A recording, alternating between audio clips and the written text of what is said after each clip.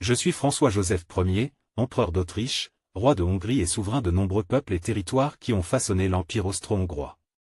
Mon règne, qui s'étendit de 1848 à 1916, fut marqué par des bouleversements politiques, des guerres et des transformations profondes de mon empire. Aujourd'hui, je vous raconte mon histoire. J'avais seulement 18 ans lorsque, en pleine vague révolutionnaire de 1848, j'accédai au trône après l'abdication de mon oncle Ferdinand Ier. Mon règne débuta dans la tourmente, les soulèvements secouaient Vienne, Budapest et d'autres régions de mon empire.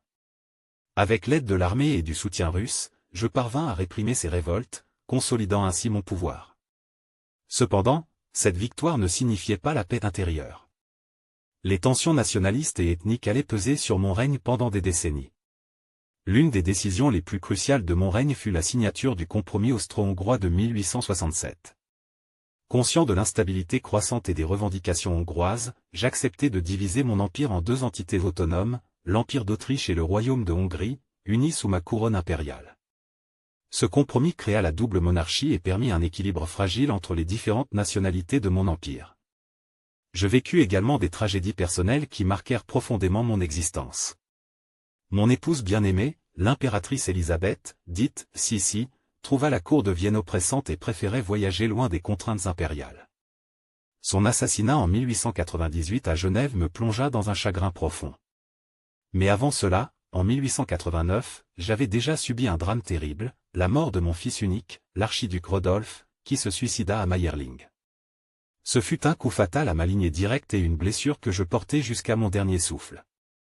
Sur le plan international, mon empire dut affronter de nombreuses guerres et rivalités.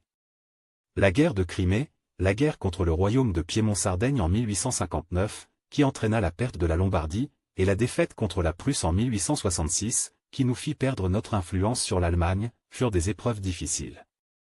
Je dus accepter que l'Autriche ne jouerait plus un rôle prépondérant dans les affaires allemandes et devais concentrer mes efforts sur l'équilibre interne de mon empire. Cependant, c'est un autre événement tragique qui scella le destin de mon empire. En 1914, l'assassinat de mon neveu et héritier, l'archiduc François Ferdinand, à Sarajevo, précipita l'Europe dans la Première Guerre mondiale. Bien que je fus un souverain attaché à la diplomatie et à la stabilité, je n'eus d'autre choix que de déclarer la guerre à la Serbie, entraînant l'Autriche-Hongrie dans un conflit meurtrier.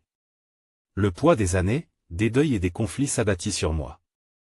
À l'âge de 86 ans, en novembre 1916, je rendis mon dernier souffle dans mon palais de Schönbrunn.